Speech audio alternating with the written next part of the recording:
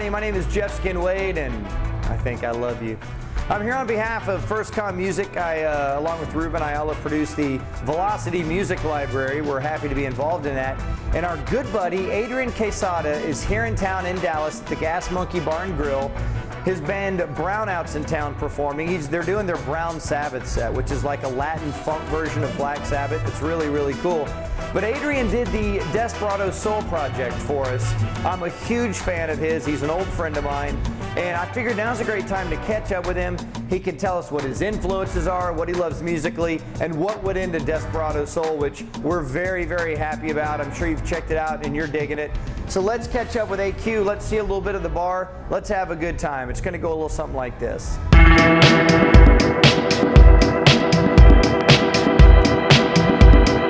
All right, so here he is, the man behind Desperado Soul. It is Adrian Quesada. How you doing, man? Good, man. Good to see you, my man. Good to see you, and thank you for coming to Dallas on the one night a year where it's like 30 degrees outside. Exactly, man, yeah. Okay, so you guys are playing tonight. This is a pretty big bar in Dallas. It's called Gas Monkey Bar and Grill, and you guys are doing Brown Sabbath. That's so right. It's part of like your band Brownout. You're part of a lot of different projects, but tell us what Brown Sabbath is. So Brown Sabbath started last year. We did a residency at a venue in Austin where we did a whole month and we did a different theme every week.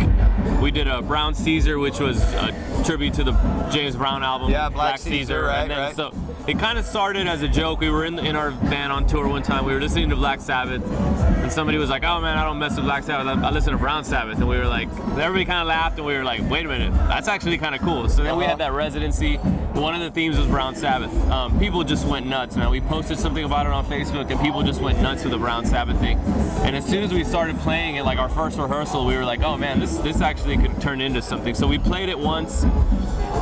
Did a whole month where we did a different theme every week. Brown Sabbath was just 1 week. Yeah. After that, everybody was asking about it, so we went into the studio, we cut a couple, we sent it out to a couple people. Our manager was like, "Man, you gotta cut more." It ended up in the hands of Ubiquity Records, and they were like, "Let's make a record." Well, we were gonna do an EP, then they said, "Let's make a record out of it." So now here we are, like a year later, and we're, we have Brown Sabbath yeah, shows. exactly, and it's turned into something, man. It's pretty fun. It's got the Ozzy seal of approval. It made it to Ozzy, and Ozzy. Oh, is that right? Oh yeah, man. Ozzy mumbled his seal of approval. Exactly, yeah. And to me, that like brings it all together, and this is why I'm such a big fan of what you do, because he's been able to fuse all these different things together. And like, let me explain in my weird, twisted way why this all makes sense to me. Like, I remember when Cypress Hill, because you and I kind of come from this like beat generation of kids, right? We grew up on hip hop. He also had the influence of, growing up in South Texas and the music of your parents. But like, I remember when Be Real and Muggs talking about the second Cypress Hill record, they were just driving around listening to Black Sabbath and like letting that influence them. So it's like, you pull from all these different things, and that's why I think it's been interesting that you've been involved in so many different kinds of projects. Just tell us some of the different things that you've been involved in as like a band leader and producer. Yeah, so like in the last couple of years, I think the main thing, Brownout was an offshoot of a band called Grupo Fantasma, which I did for about 13 years, left that band. And you can brag about them, Grammys, all kinds, just playing with Prince. Yeah, we used to play with Prince, and then got 2 Grammy nominations, 1 Grammy.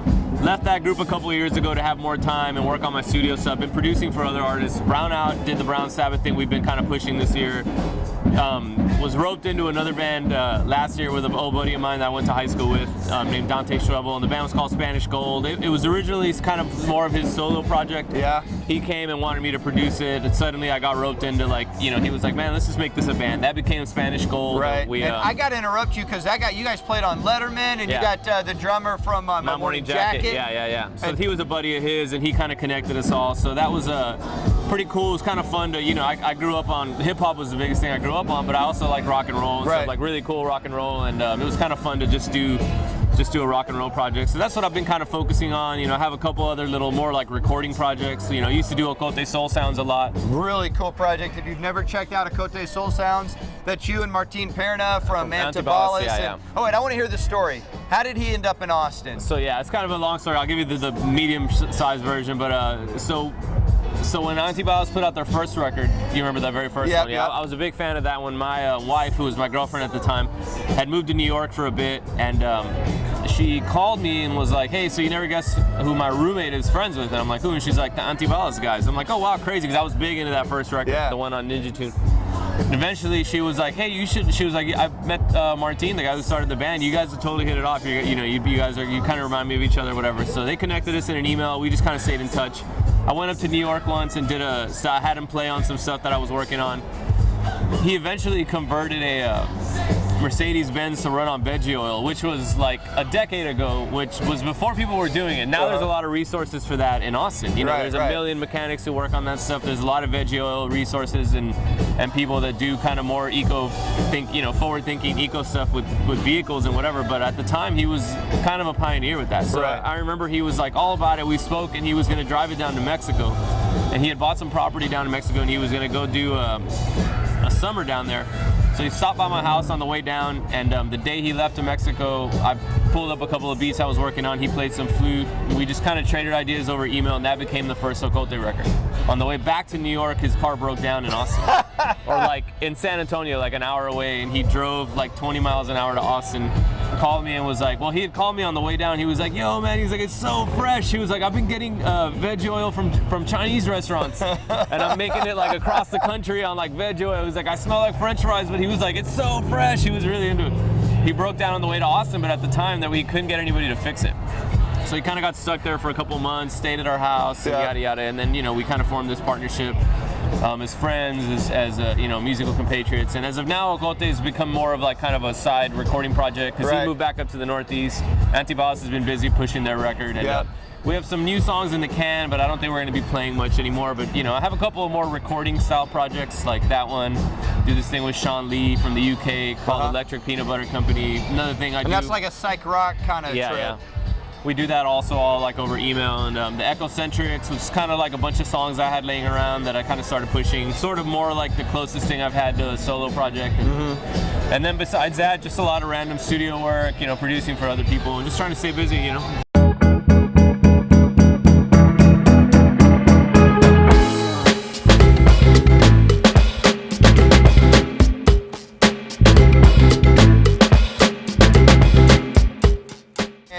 Talk about where you kind of get your vibe from or ideas, because the record or the project we had you do for FirstCom, Desperado Soul, for the Velocity Library, I just said, do your thing. Yeah. Like I love your influences, I love what you do.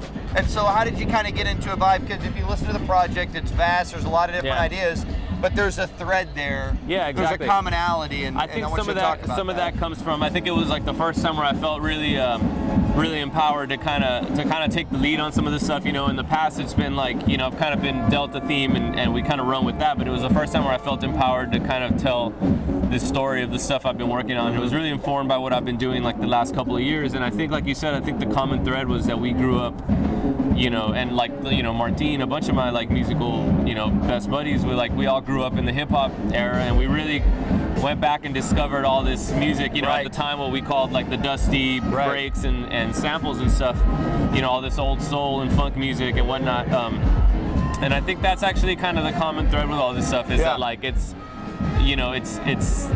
all different genres, from psychedelic rock to a little bit of Latin influence and Afro-tinged rock stuff, but with the kind of like tough, dusty drum breaks. I think it was kind of the common theme, I think, and a little bit of I would say that with a little bit of psychedelia, kind of peppered on it.